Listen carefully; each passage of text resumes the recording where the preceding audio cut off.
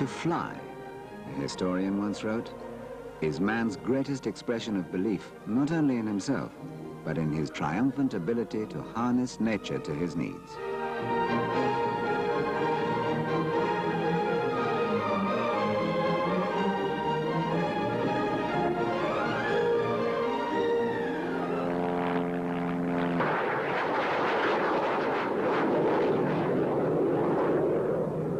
Manned flight is one of the rare products of our age.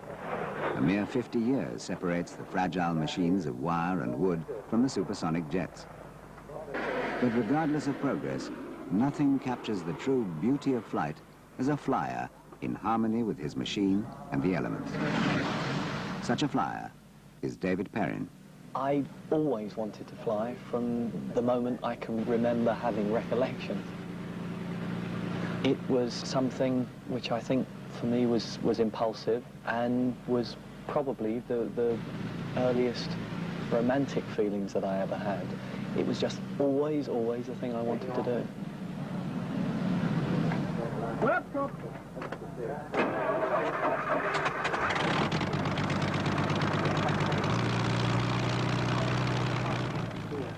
I have always spent a lot of time trying to design my sequence in a way which is the most exciting from the ground. In competition, you try and fly for maximum accuracy, and I always try as far as possible to be as accurate when I fly in display as well. But what I'm really after is to try to translate that excitement, like a joie de vivre flying, a permanent movement, rhythm.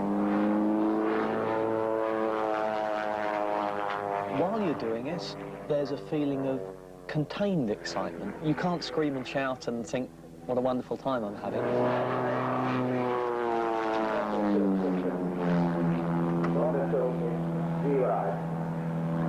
But then after you've landed, if it's been a good one, if it isn't a good one, you make a show and you wave at the crowd and smile and say thank you, but it's not very inwardly satisfying. But if it has been a good one, then yes, it's a marvellous feeling. I think it is just a feeling of well-being. Tonto, come on, over here.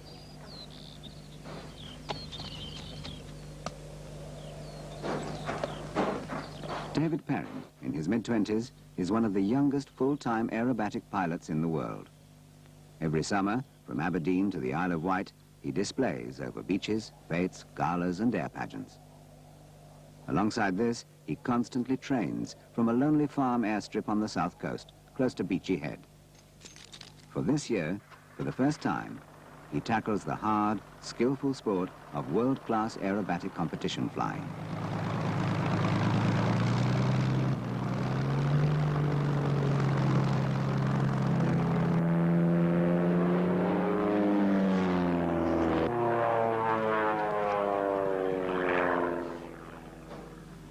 The major differences between display flying and competition flying are that in display flying you are putting 90% of your attention into designing and flying a display to look very exciting, very dramatic, have a lot of rhythm, to be a spectacle.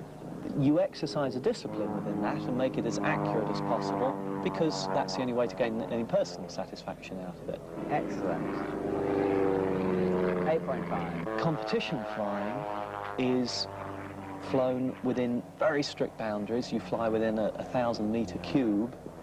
Ooh, thought he's going to lose it, Trinity. Okay, you can have 7.5 for that. Tight at top, steep 45. The manoeuvres you fly have to be flown on specific lines. The man's had a brainstorm, I fear. He doesn't know what. So it's a very major discipline, and it makes you fly very, very accurately.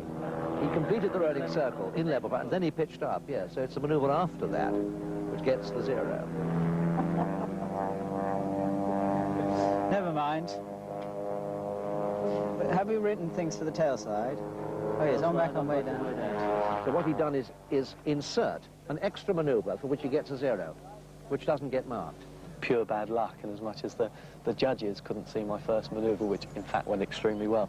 Had they have seen that, I think I'd have got second in the first sequence. I'd have still come third overall because I made such a bad job of the second one.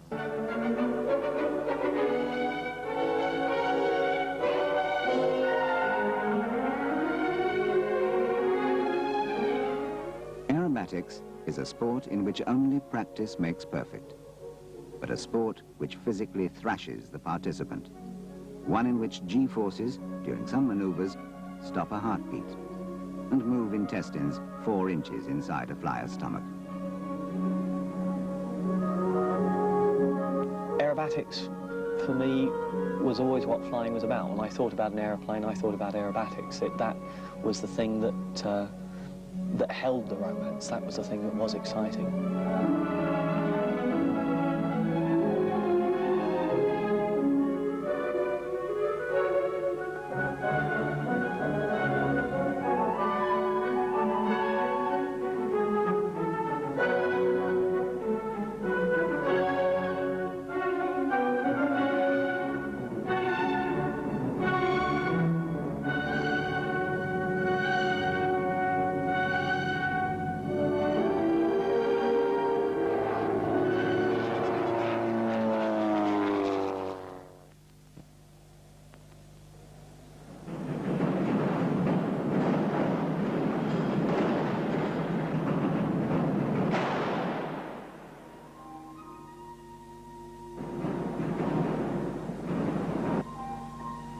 I find before a competition I tend to, feel a sense of loneliness. There's a great sense of isolation. There's no team spirit.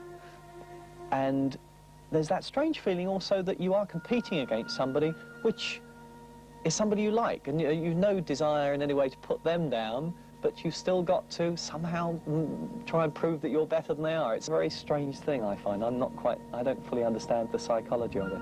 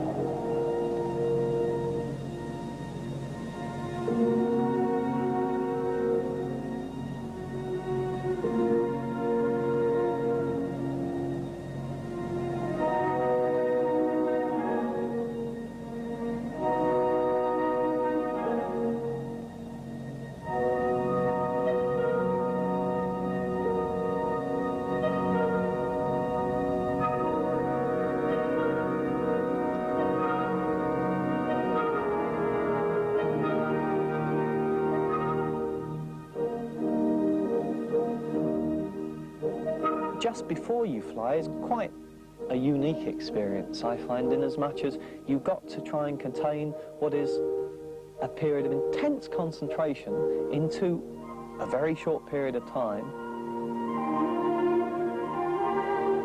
I mean, I go through a procedure of where I'll lock myself away, I'll go through the sequence and think and imagine what the wind's going to be doing to you and have a little map of the airfield out so that you can actually pick landmarks up and just going over it and over it and over it.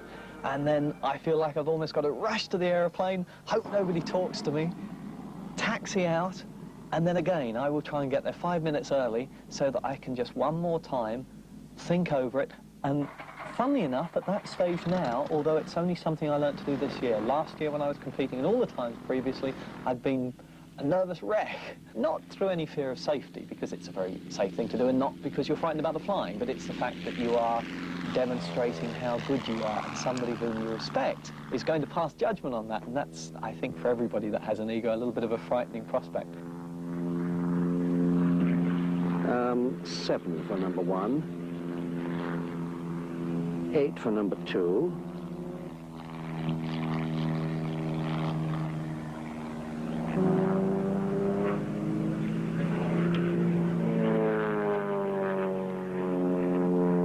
8.5 for number 3. That was nice. 8.5.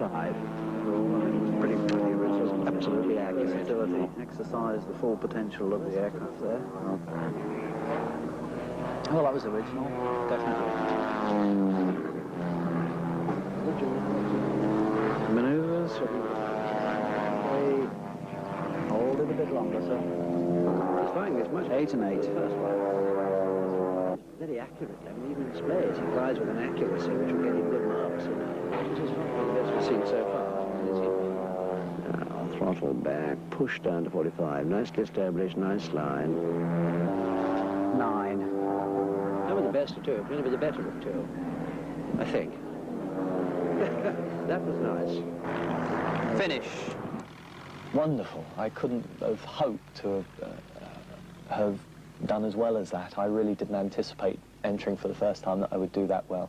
The only thing it made me realize is that it isn't an unobtainable thing. People that are the best haven't got a unique quality. They're very interested. They obviously have a basic gift for flying, and they work, and they train, and they train, and they train, and they train, and they train yet more. And then you get there. And this year I had a unique opportunity to do a lot of training, and it paid dividends.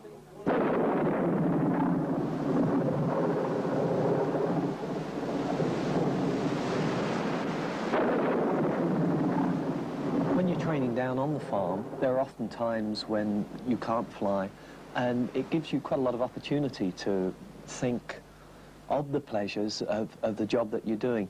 And undoubtedly, one of the main sources of pleasure is that you can give back the excitement that you experienced as a child watching air displays. And it's a very satisfying thing to be able to offer that back. The farm has a certain peace and quiet, which is a wonderful atmosphere in which to train. It provides a very good background to prepare and go on to a major competition or a major display.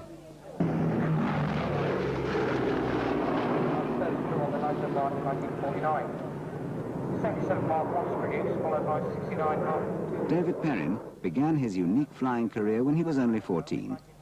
He lied about his age and came here to Biggin Hill, the famous wartime airfield a few miles from where he grew up.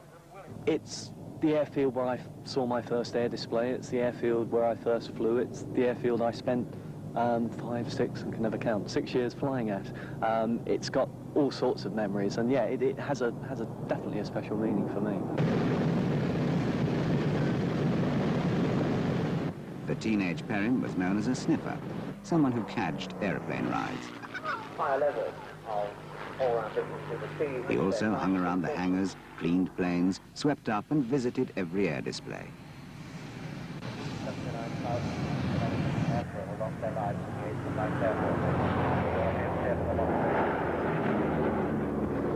Today, a decade later, he's back for the top display of the year, flying the coveted aerobatic solo spot.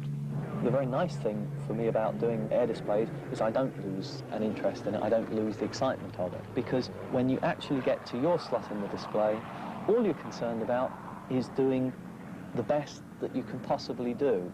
And the only way that you can do the best that is possible for you is by isolating yourself. You can't look at the crowd and think, excitement. Because if you did, if that is where you put your concentration, you would be dangerous. Will be a display by David Perrin, the solo pilot, on speed. They're coming downhill, sitting this morning, eating breakfast. And I shall be handing over to his own commentator today. Sometimes they get the better looking than I am, but he has quite a different voice. That's what they just say.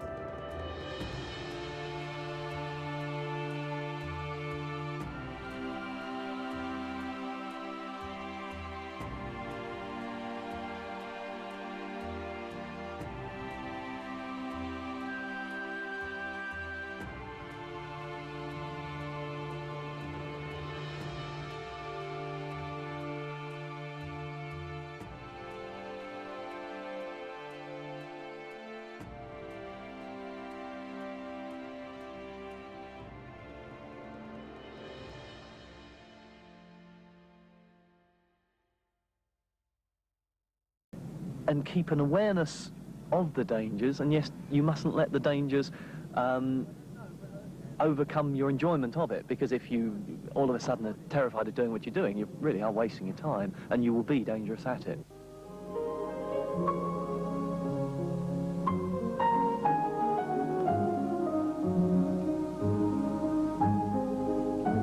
And so at the moment, it's something I'm aware of, but it isn't something I go to bed about worrying.